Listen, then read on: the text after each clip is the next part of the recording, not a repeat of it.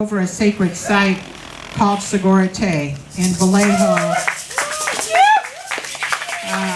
It's along the Corinna Strait. It was 13 acres of open space that the city of Vallejo and the Greater Vallejo Recreation District was trying to colonize by putting a park and bathrooms and overhead lighting and barbecue pits and all kinds of crazy stuff.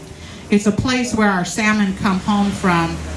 When they're coming in from the ocean and they come through our bay, they go up our Corinna Strait and into our delta before they go into the rivers.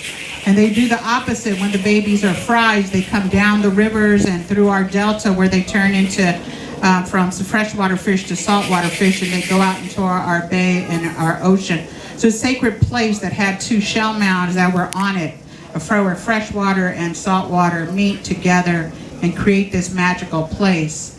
And for 11.5 years before we took over that site in 2011, Wounded Knee de Ocampo knew how important this place was and went around all over the country and educated people about this sacred site. And we started working with Wounded Knee in 2005? 1999. I'm like, yeah, 1999 when we were doing work around Emeryville.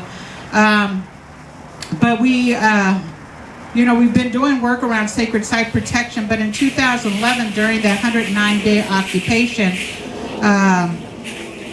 Poor magazine came up, and they learned about the occupation, and they interviewed folks, and they brought danza to the land.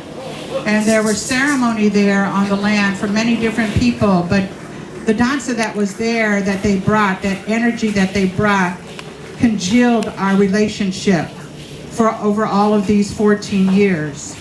And at the same time that that was happening, that occupation happened, homefulness dreamt about in this particular piece of land. And we started to continue to do that work together. And so it's important today as we sign these colonized papers, as we celebrate this history, that we are doing this in a relationship that's not a vacuum.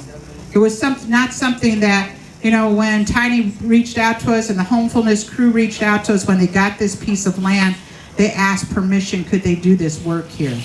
That this has been an ongoing relationship that has grown and has been fruitful. And when they started Decolonize Academy, when all of the young people started coming here, and eventually my grandchildren are being educated on this land.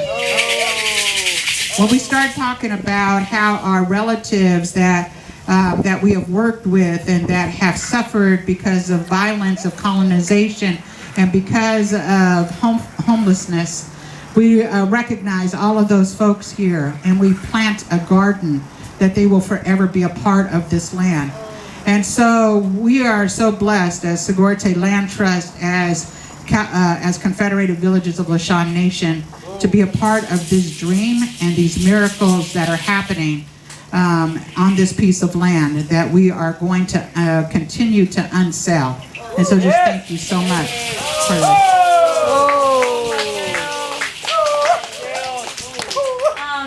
I just wanted also to name that none of this would be possible without our housed folks who have different forms of race and class privilege, who radically redistribute blood-stained dollars into what I call love-stained dollars, so that us poor people who don't got 2 nickels to put together could actually build a solution.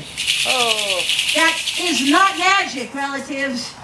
And I know Auntie Francis and Moon and all of the warriors here know what I'm talking about. And I want to shout out to our relatives from Wood Street Commons who are in the house and who we cannot do any of this without as a fellow poor people, indigenous people land movement as well.